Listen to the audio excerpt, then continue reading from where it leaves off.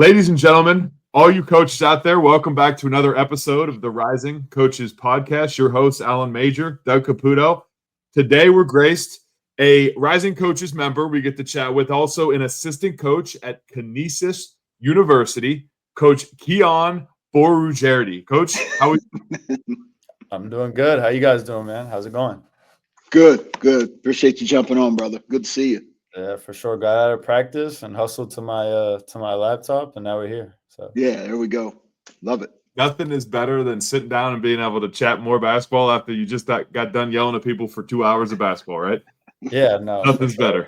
But man, I appreciate you guys having me. I followed you guys' platform, obviously for a long time. Going to you guys' events at the Final Four, and it's always a great time, man. You guys always put on really good events, and I love the work you guys are doing for aspiring coaches, obviously rising coaches. Because it's a complicated industry, as we know, and there's no right or wrong way to do it. And there's people who, are so high level and are really good coaches and are at big schools and making big money. And there's also really good coaches who are really, not the highest levels, and they're trying to figure out their way. So I think having platforms like this, it really helps people to hear the stories and how did you do this, and know everyone's story is different and your starting point doesn't define your story at all. So yeah, no doubt, man. Well said.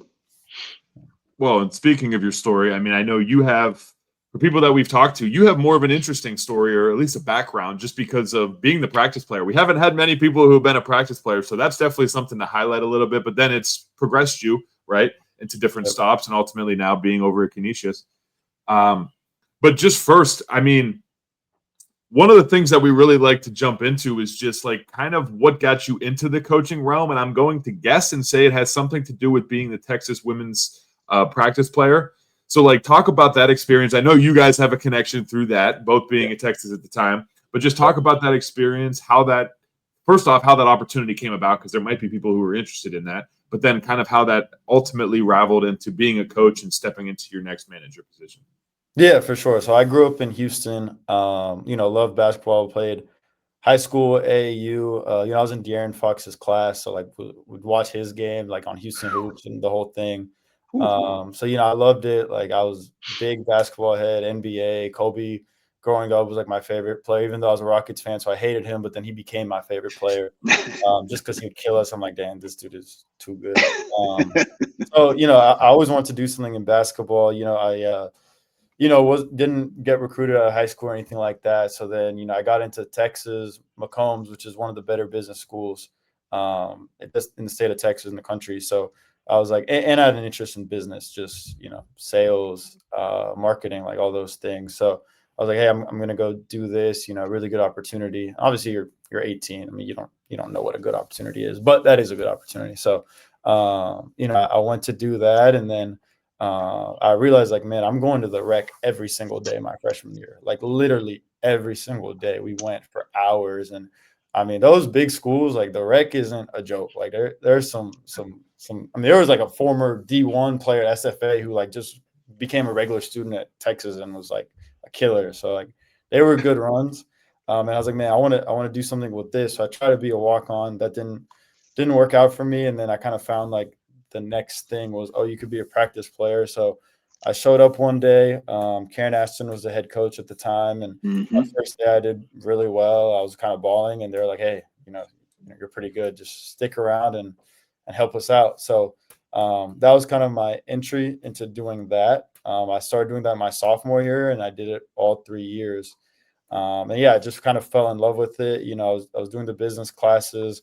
That was cool, but I was looking forward to going to practice and being a scout player and learning all this stuff from the coaches. And then my junior year, I had an internship, a marketing internship during the summer. And I was man, I really don't want to work in a cubicle. That's not really what I'm trying to do. It was good money. At the time, they gave me a car, an apartment for the summer. It was great. But I was man, I get all this and I'm still not fulfilled. I want to do this basketball stuff. So, that's kind of what led me into, okay, I'm a part of a Division I program. I'm in practice every day. I'm seeing what these coaches are doing. That's what I want to do.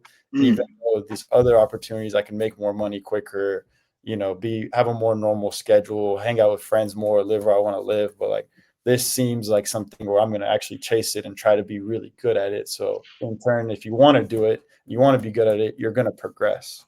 That's the way I looked at it at the time. So Yeah, no, I remember you, man. I mean that, you guys are really good. I mean it was a group of, I guess, 6 or 8 guys on that practice squad.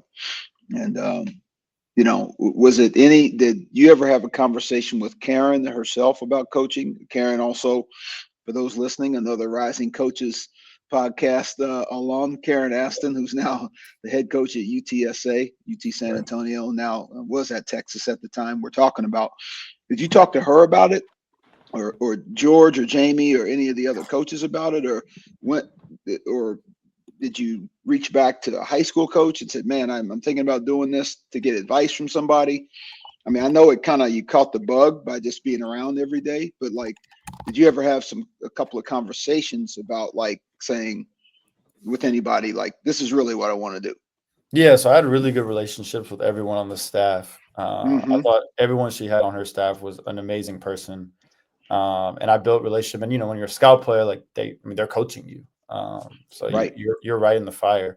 So yeah, I spoke with Karen one day, Coach Aston, and she said, if you want to do this, I would get with our GA, Nick. He is really good at kind of like, he sent a bunch of emails or handwritten notes to get his name out there. That's kind of a way he ended up on the men's side and then ending up on their side.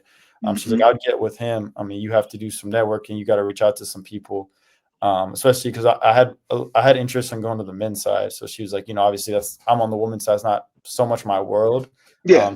I would talk to Nick because he started on the men's side and then he ended up going to the women's side. So I got with him and the conversation was, hey, if you want to do it, like, we'll write you letters of recommendation, whatever it may be, but you got to start sending out emails, like email every Dobo in the country.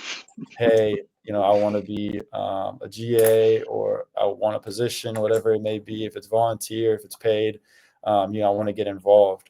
So that's literally what I did. I mean, I wrote a couple handwritten notes too, but for the most part, I sent I probably emailed every single Dobo in the country, which is hilarious because when I got to Albany, like years later, I found that one of the assistants who used to be the Dobo at Marquette, I went to email him something and I was like, why did this name pop back up? And I was like, oh, I had emailed him 4 years ago. And he had actually responded, like say about the 15%, 10% response rate.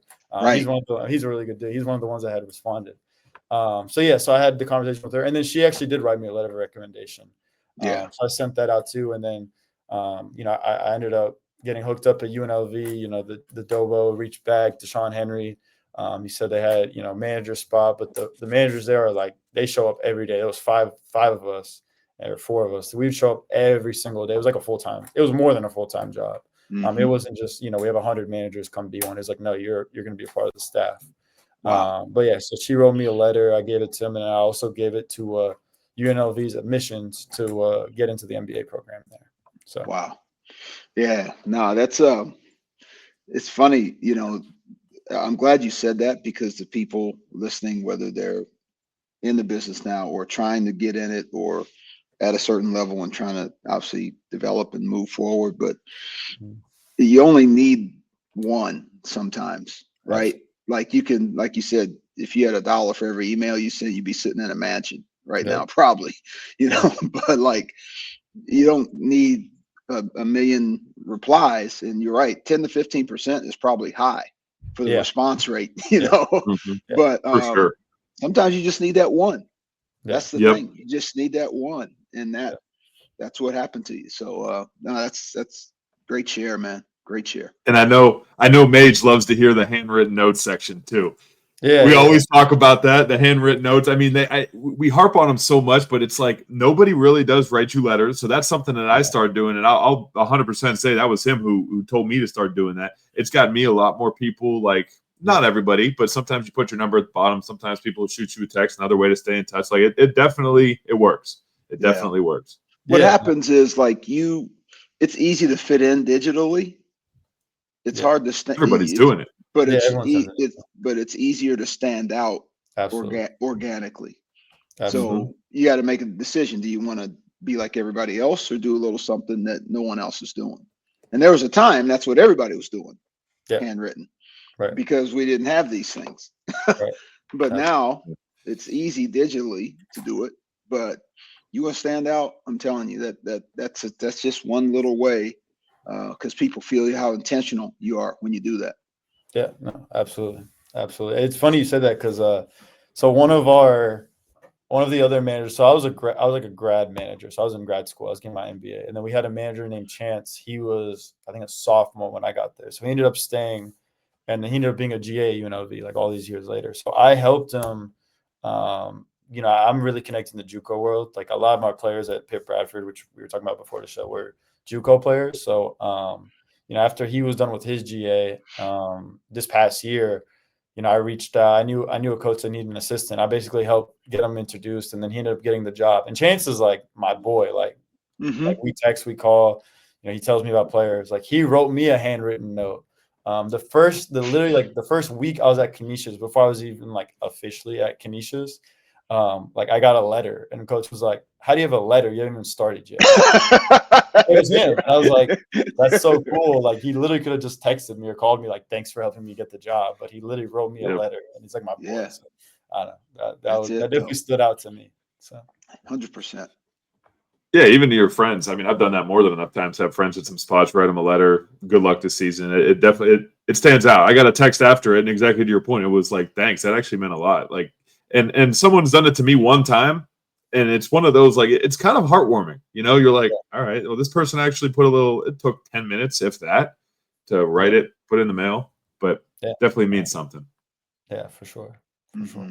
So your first assistant position, outside of, obviously, you were the practice player, you go on to be a manager at UNLV. I'm sure you learned a ton of things throughout that process. But then I know one of your first assistant positions was in a Division III program, as you mentioned, Pitt Bradford, excuse me.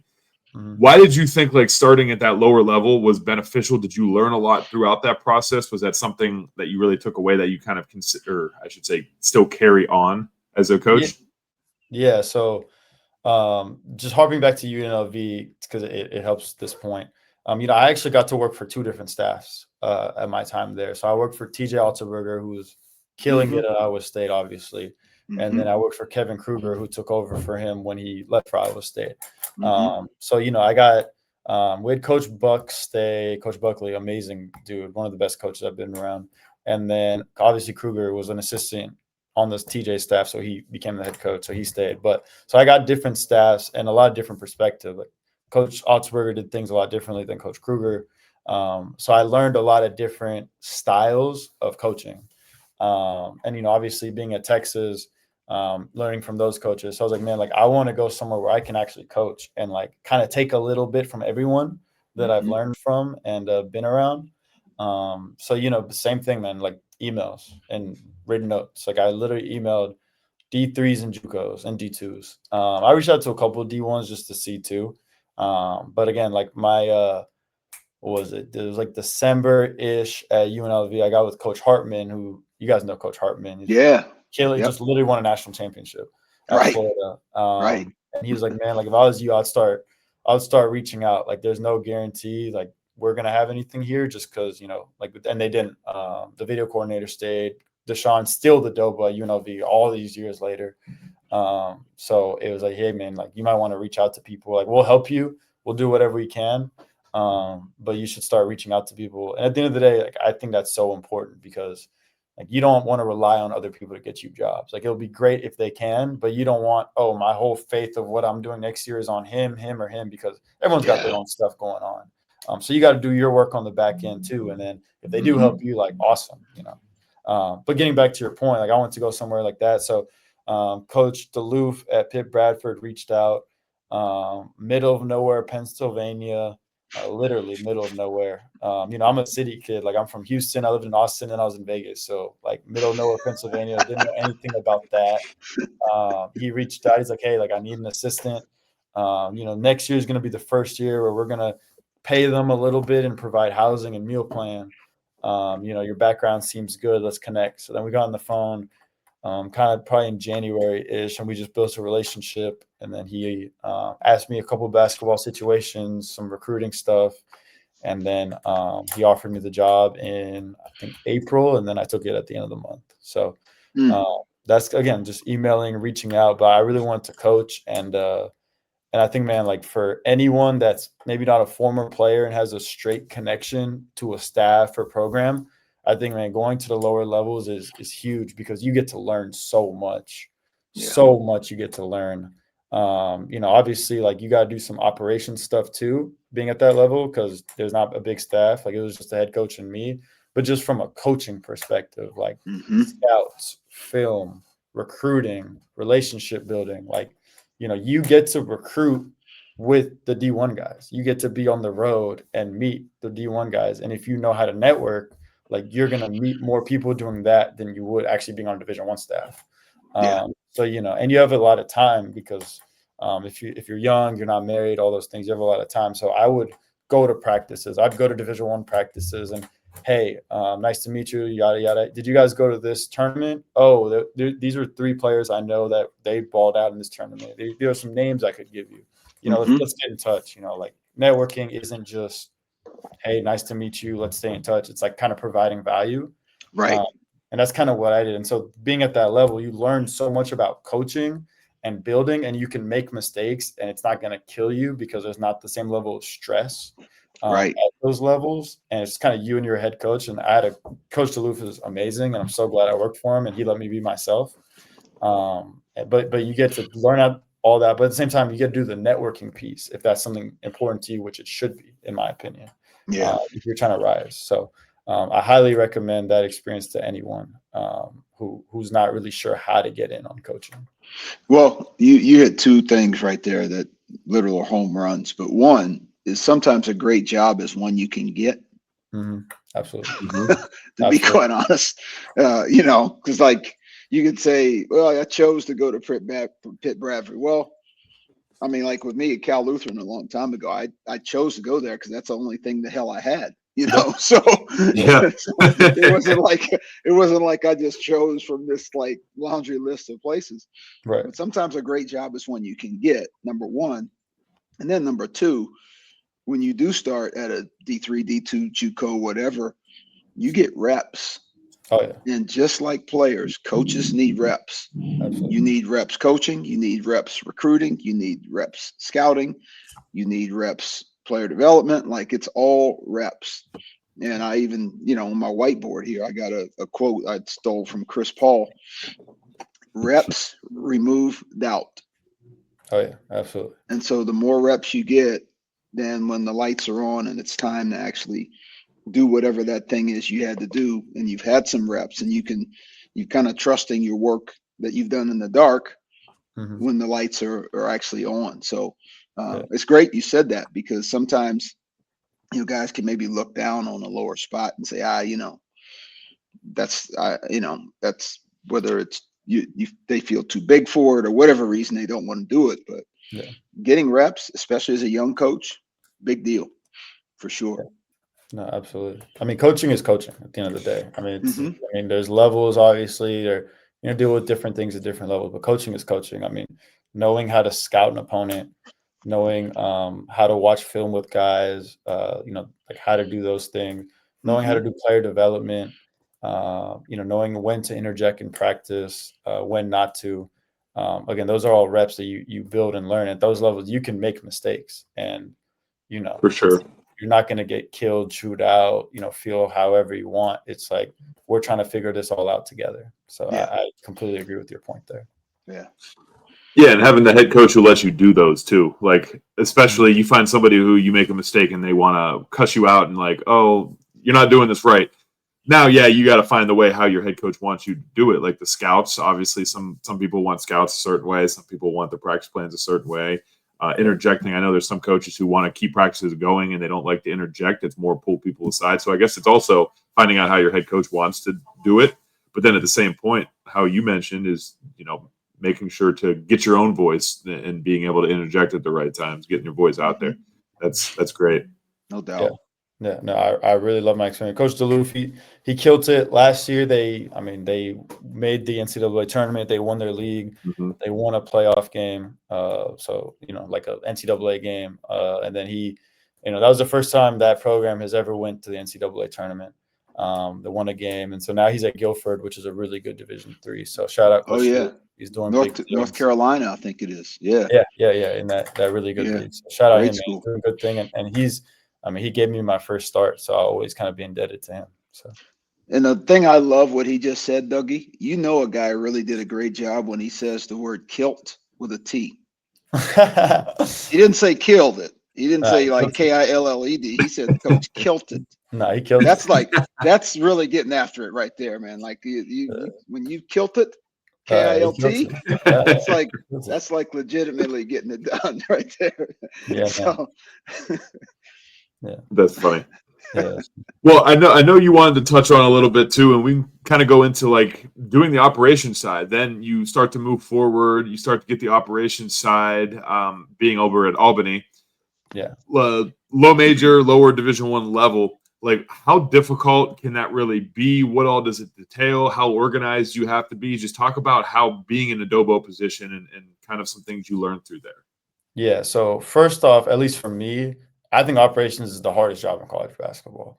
At least for me. Maybe not for everyone else, but I think in general, it's the hardest job because there's so much going on and there's so much you're in charge of and there's so much that is out of your control, but you got to find a way to control. So, it taught me so much about time management and organization, probably two things that just as a person weren't my strongest suits, that, traits, whatever you want to call it.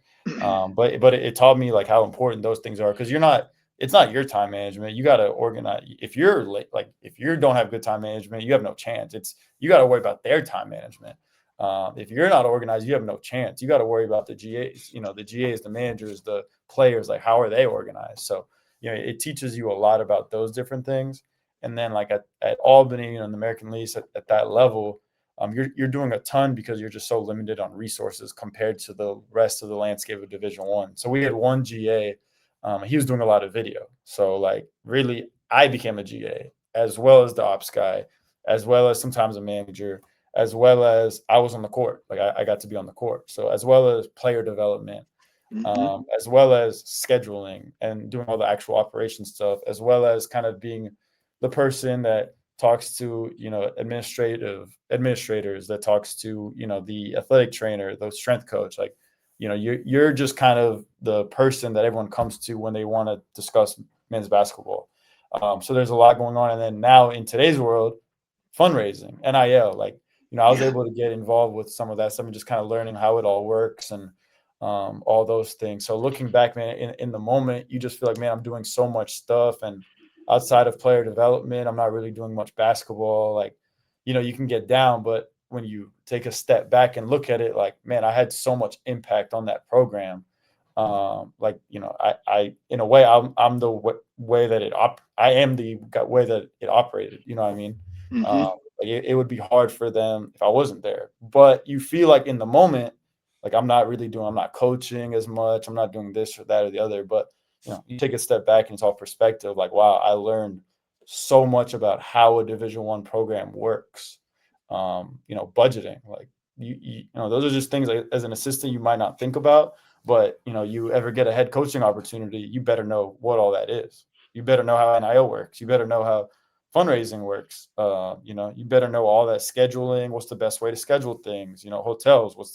Where do we want to stay? How far? Like those type of things. As a head coach, you do think about those things. So I think it gave me just a different perspective that I wouldn't otherwise have. And then Coach Killings, he was great, man. He did operations before, so he took operations very seriously, and it made me stay on my, stay on it, make sure I'm doing all the right things, make sure I'm double, triple checking, because he wanted things in a certain way, and he wanted us not to operate like, oh, we're just Albany. He wanted us to operate like, oh, we're a big time school. We're going to present really well.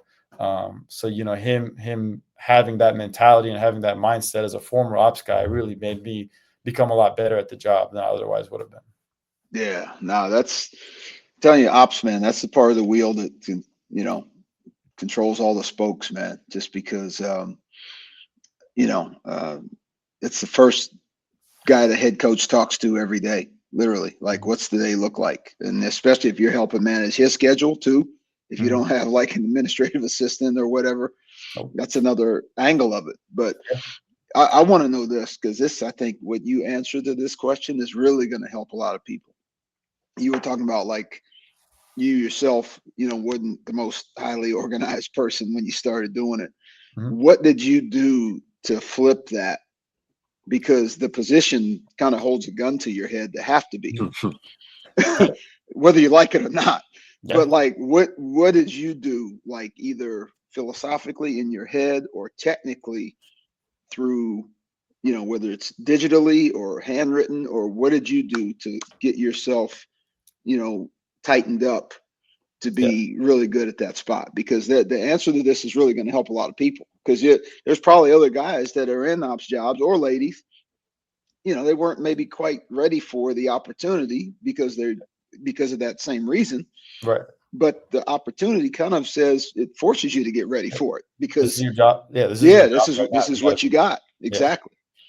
Yeah. Well, I think first you got to take a look at yourself in the mirror and realize, like, hey, if I'm not doing well at my job, like this whole thing is going to crash. Which makes me sound more important than you actually are, but in a way, it's true.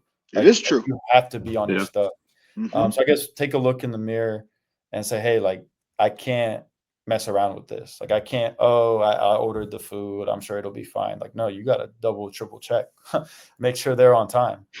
So first, look yourself in the mirror and really think, like, am I doing everything I can do to make sure it's as smooth a process as possible? So that's one. Two, what I started doing is I started making weekly and then daily little calendars. Like, I would write it. Me, I work really well on my phone. I'm on my phone all the time. I recruit on my phone. I make phone calls. So I just put stuff in my notes. Like, I have a little notes calendar. I'm like, Monday, this is what happens. Tuesday. And then, throughout the day, things are going to change. You're going to be given something.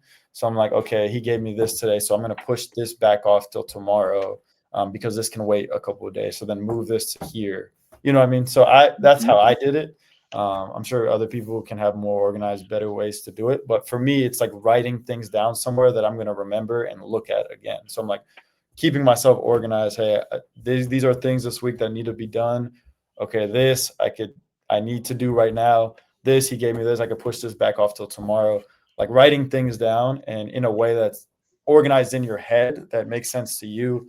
I think that's the biggest thing. Just staying organized within yourself of, okay, there's a lot going on. How am I going to remember this? Like if coach tells you something and I don't write it down, like you're probably going to forget, because then someone else is going to tell you something 20 minutes later, and now you forgot the first thing he told you. So you got to write stuff down. So I just started writing everything down in my own little notes on my phone in a little Monday, Tuesday, Wednesday, Thursday, Friday, Saturday, Sunday. And then I'll move things around accordingly. So. Yeah, no, that's a big one. Kind of getting, like a can't lead others till you lead yourself type of mindset, Right. And then it's probably also huge to understand how your organization communicates. Like some people are, email, some people are big on the teamworks stuff, but I think that's another big one. Sometimes it's just a massive chat that has 30 some people on it, coaches, managers, everybody else. And that's the main thing. Or sometimes it's a combination of those, but I think that's probably another big part of the deal is understanding how does my head coach best want to relay information to everybody other people as well. Yeah. Because it's not really about you telling them, it's about them understanding it too. There like you go. Can, if these guys don't look at their group chats, like you can say whatever you want in the group chat, doesn't matter. So we use Teamworks, and I made sure to put like a reminder, like, an hour before every event. That was something I feel like I was really good at. It was like I would keep the Teamworks really updated. And that's kind of, and I would also text in the chats, hey, yada, yada. But I made sure whatever I said in the chat was already on Teamwork. But like the calendar was just for me, like my personal stuff that I had to do. And then Teamworks and then daily text reminder. That's how I'd remind the team of kind of what's going on. So, good stuff, man. No, I 100% agree with that. The organizational side, because now I'm in a Division III program, and like it's later this afternoon, I got to order the food for tonight, and I have a whole Word document. I even got it up right in front of me. That's what I was taking pictures of when you joined in. So when later on when I'm in the car, I can make a call to place the orders. But yeah, like all the people's names, I have every single phone number for every place that we've used in the past, every email address, like just keeping Word documents, Excel documents, Outlook.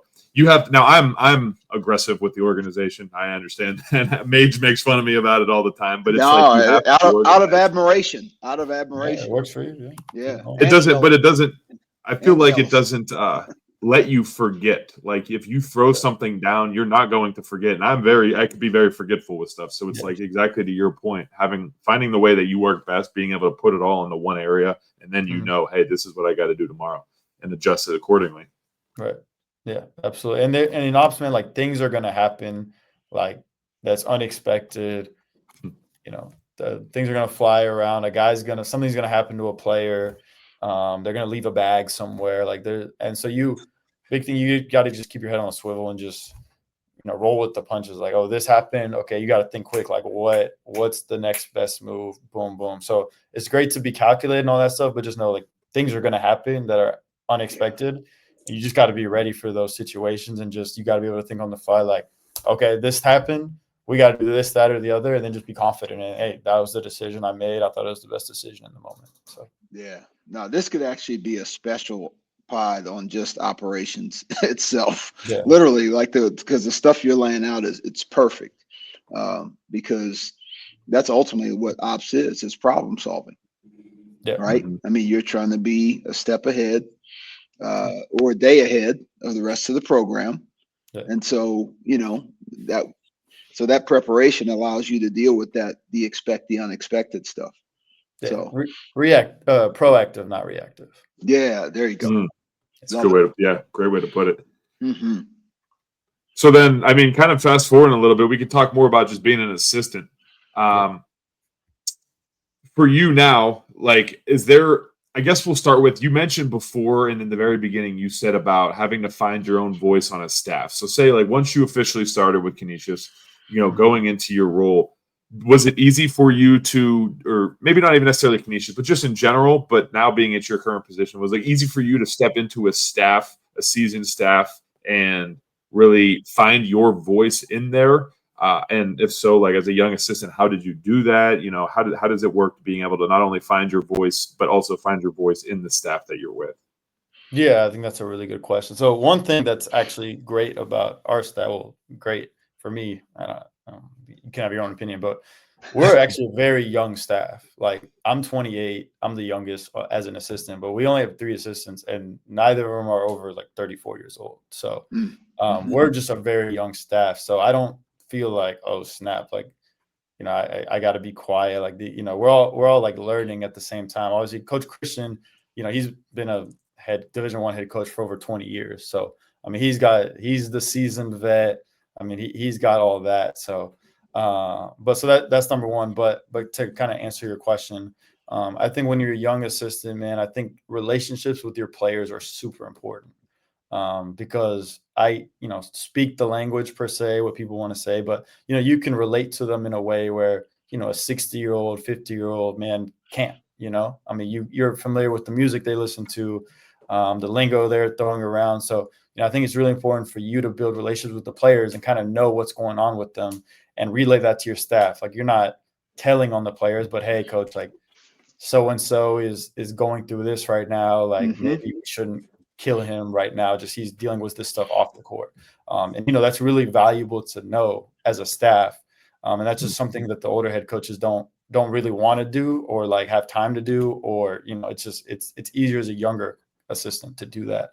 So I think those, like knowing your players and building those relationships with them, and hey, like coach was really hard on him today. Like I'm going to show him love now. You know what I mean? And there's a time and place where you got to be hard on your guys and you got to coach them and, you got to do all that. But like really understanding where they're coming from and kind of being able to relay that to your staff, I think as a young assistant, that's where a lot of the value comes. And it just in terms of your voice in general, I think as a young guy, you have to be a little more calculated. Like Coach Christian's he's forgot more basketball than I know. So his first initial thought's going to be more correct than my first initial thought. Just because he's done it, obviously so much longer, and he's a really good coach. So I got to be a little more calculated. Like, don't just blurt out the first thing I think. Like, put some thought into it, make sure it makes sense, but then once your opinion's out there and you've thought of it and you think it's good, then you got to be confident in it. We do it a little unique here. Like I'm in my office right now. This is like the third time I've ever been in here. We all sit at a table, like you would think we're like the Justice League or something. We all sit at a table and just sit down and sit there the whole day. That's all we do. We watch film, we talk about our players, recruits. So we're all around each other all day. So again, like whatever your opinion is, it's not just like, hey, coach, it's in front of the whole staff. So be calculated, but then once it's out there, like we challenge each other a lot on our opinions. Assistants, head coach, even our ops guy, we challenge each other a lot, but you got to be confident. Like if you're not confident in your own, what you're saying, like why would they listen to you? So you got to believe in what you're saying before they can believe in it. But at the same time, like calculated, confident, but also be humble. Like this dude is a really good coach. So like I'm giving you my opinion. This is what I believe. But at the end of the day, you probably know what's best. Just in general. So be humble with your opinion, be confident, but don't be arrogant. That'd be my thing. Like I don't know everything, I'm going to be wrong. But that's okay. Like that's part of the learning process. So just accept that and just, speak when you feel like, hey, this is something I think I'm confident in. I've thought about it and, let it land where it lands. Yeah. It's funny you say that. We were just talking to a coach about this recently, and I forget his name, Doug, but it's the guy from West Virginia. Okay.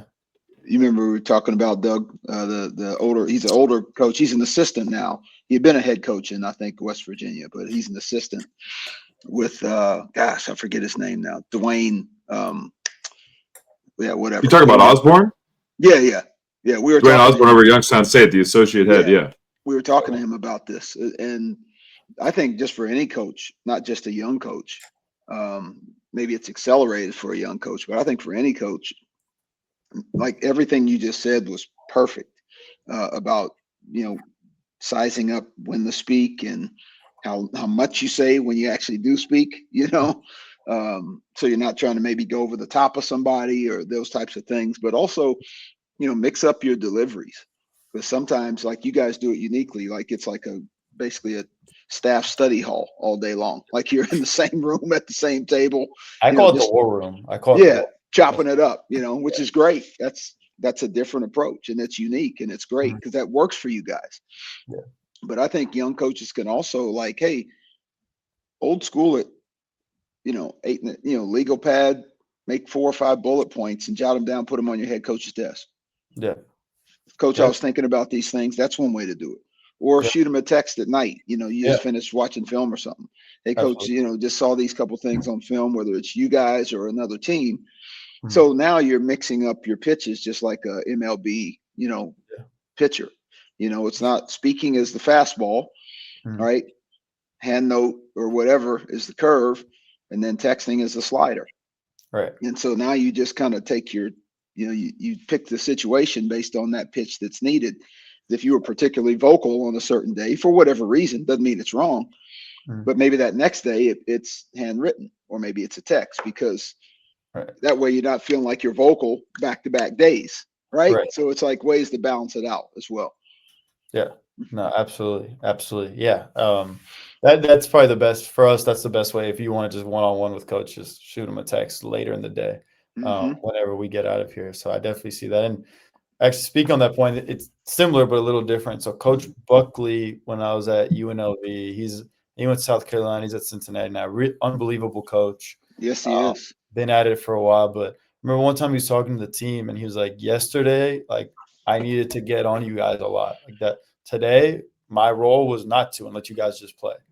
And kind of like you saying, like even with coaching, like sometimes you need to bring it. You need to bring the fastball. You need to get these guys. Other times, hey, today, I wanted you guys to figure it out. And it's same way with communication. So I think that's a really good point as well. Yeah, no doubt. Doug, he's talking about Tim Buckley for reference. Was head coach at Ball State, several years, been an assistant several places, was with the Timberwolves in the NBA for a stretch. He's at South Carolina now, with Lamont Paris. But he's great. At Cincinnati now. He's at Cincinnati. Yeah, left South Carolina now. He's at Cincinnati with Wes Miller. But one of the best. So just for a little reference there, not just for you, Dougie, but for our blessed listeners out there. Tim Buckley, I really great guy. I like the idea of everybody getting in a room together and just talking, because you bounce ideas off each other. You don't take it personal, and then you can joke around and you build the camaraderie too. Like everybody always says, but if the coaches don't get along, it's noticeable to the players, and if the players they start to form around it a little bit, they can. So it's great that I'm sure everybody has a great relationship. That's definitely a cool thing. And then you just get to throw ideas out there and BS together all the time, and you learn from it, though. After conversations, joking around, you definitely learn a lot from it. Yeah, and whenever you have a bad practice or whatever, which for the most part our practice has been pretty good, but everyone's a little tight, whatever. But then when you're all in the same room, you're talking through practice, you find like little, after a while you find like little jokes and kind of laugh about it, and then the mood lightens up. Where when everyone kind of goes in their office and closes the door, it's like everyone's just kind of be in a bad mood the rest of the day. So we keep it, we do what we do, and then we spend time together. And the other thing I think it does is, we do a lot of different things offensively here. Coach is a genius offensive mind, so we're doing a lot of stuff. And like even as a coach, like it can sometimes be confusing. Like, okay, what exactly are we doing? And if we weren't all in the same room together all the time, like I would be lost on a lot of this stuff. So it's good. Like, okay, so we did decide this is what we're doing here, right? We did decide that this is okay, cool. I got it. Where sometimes we'll decide something and then we change it, before the next day. Where if we're all in our own office, something might not be communicated as well. And then I go in thinking we're doing something, and then we're really doing this, and now I'm thrown off. You know what I mean? So it's definitely unique. I've never seen it really at the different spots I was at, but I like it. I think it's a different way to do it, and you end up becoming really close as a staff by doing it. Yeah, so no doubt. Good point. Well, what we always like to do is just kind of tie it up all, just throwing in the final question, and really putting you back into, we'll say, your first coaching position, we'll say manager position, however you want to view it. But if there's any advice that you could give your younger self starting in those professions, or I should say in this profession, what piece of advice would you share with your younger self? Yeah, I think don't really stress as much about the day-to-days kind of highs and lows. I'm going to take it kind of back to when I was at Pitt Bradford. I think because, GA manager, like you're kind of where you're supposed to be. You're a manager, a practice player, like you're in school, you're not supposed to be an assistant, like you're where you're supposed to be. So I'm going to take it to Pitt Bradford. That was a huge, in my head, a risk, like moving to middle of nowhere, Pennsylvania, living in a dorm, school meal plan, not making money. My buddies who graduated from Macombs, they're making six figures a year, live in New York City or whatever city they want to live in. Like they're living it up. And I'm stuck. Like the closest big city is Buffalo, which is ironic. So I live there now, which is an hour and a half away. So, that's a big risk. And like, the goal of doing that is to learn how to coach, become a good coach, network, and then work your way up. But with that, you can become very each day, the highs and lows can really get to you because, today's a high, our team won or whatever. Like our team had a really good practice, or, from a networking perspective, a Division I head coach just texted me like, I'm already thinking I'm going to be on his staff next year. And then the lows like, I tried networking and this person didn't really reciprocate it, or, I messed something up in practice. Like, what am I doing? I think those can really get to you because you're so worried about the next thing, or at least I was. And I think if I could go back, I'll just tell myself like, hey, like the highs and lows are going to happen. Just take it. That's what's supposed to happen. Like you're doing all the right stuff. You're doing all the things you're supposed to be doing. You just don't stress about those things. Do your best. Do what can work for you, and let everything land where it's going to land. Because man, that could really mess up your mental state, which it did. Like I never had anxiety or any of that stuff, and I started getting it. Part of it is, I think, because I'm a city person. I was literally living in the middle of nowhere, talking to like a couple people a day. But I can really get to you, man. Like, did I make the right decision? Should I have even done this coaching stuff? What am I doing? But you gotta. I wish that I was more. Hey, like, you're doing all the right stuff. Trust the process. Trust what your work, and like you're gonna land in the right spot. And I think as long as you're grinding the job, you're networking, like good things are gonna happen to you. And I wish I just didn't stress out about that stuff as much, because it's not good for your mental state. And like now I'm a Division I coach, assistant coach, and everyone looks at me like, wow, you're so young for being a coach. Like I get that anywhere I go. I'm wearing Canisius, like, oh, are you a player? I'm like, no, I'm a coach. They're like, wow, you look young. Literally every time I talk. And now it's flipped. Like it's like, oh, now I'm not supposed to be in this position based on my look. So that'd be the main thing, man. Just take it day by day. Don't get too high. Don't get too low. Know you're doing all the right stuff, and just be comfortable. Be happy with where things land at the end of the day. Well said, brother. That's gold. That is perfect. It'll definitely resonate with people, and especially, I mean, the fact that you went through it, you've seen it, you've done it. Yeah. It will speak volumes. It definitely will speak volumes. I mean, you've gone from a practice player manager onto an assistant position. I got to say, moving from Texas to UNLV and then to the middle of Pennsylvania is definitely very unique. I mean, going from Vegas, but that's besides the point. But no, that definitely will hit home with some people. So thank you for sharing that. Yeah, no worries. If I could touch on like one more thing that I think that is good. One question that I kind of wanted to kind of go over and talk about a little bit that I'd seen is like, it's kind of going back to our conversation about being a assistant, like now for me and being a young assistant. It's kind of like your niche on the staff, just kind of touching back on that. And I think what young assistants, this is what I'm doing. Again, like this is all my opinion. This is me learning on the fly. Like I'm not a pro at any of this stuff. I'm still learning. But to me, when you're a young assistant, especially if you don't have a family, which I don't, I don't have I don't have kids, wife, any of those things. Like as a young assistant, your work ethic and your willingness to do whatever the job is, that's what's going to separate you. Because these older guys, man, they're not going to want to, recruit, like drive 4 hours to go recruit. They're not going to want to, as much be in the gym working out guys all the time. So because I have time, I have more time on my hands. You have to take advantage of that. That's how in my opinion, that's how you're going to separate yourself and really like gain respect on your staff. Like, man, this dude, like, he's working, like he's trying, he's going to recruit, he's working out with guys, he's doing the player development recruiting. And then, academics is another way to stand out, because I was in school more recently than the rest of my staff. Even I'm the youngest one on staff, but even if I had an older staff, so like I understand the academics a little bit more and like kind of where it's at. So like here, I'm the person who kind of talks to our academic advisor, and kind of I have that relationship, and I'm kind of making sure that guys are keeping up with their stuff. So I think like that's another way you can separate yourself as a young coach. So I just want to throw that in there because I thought it was important. Yeah. No, that's big, man. Reliable and available. Yeah, that's big stuff, man, for sure. Exactly. Well, thank you again. I know, we always say, but it's a busy season for everybody. So thank you for at least just allotting some time to be able to chat basketball, chat some hoops, your background, and then being able to give everybody some information, because like I said, this will resonate with a lot of people. So we really do appreciate you hopping on with us. Yeah, man, I appreciate you guys for having me on. Good luck to you guys in the season, and I look forward to talking to you guys soon. So. No doubt. Likewise, brother. Likewise. We'll see you soon. And all of you people out there, thank you for tuning into another episode of the Rising Coaches Podcast. Again, Alan Major, Doug Caputo. All you coaches, keep working, keep rising. Have a great season this year, and we'll see you all soon. Take care.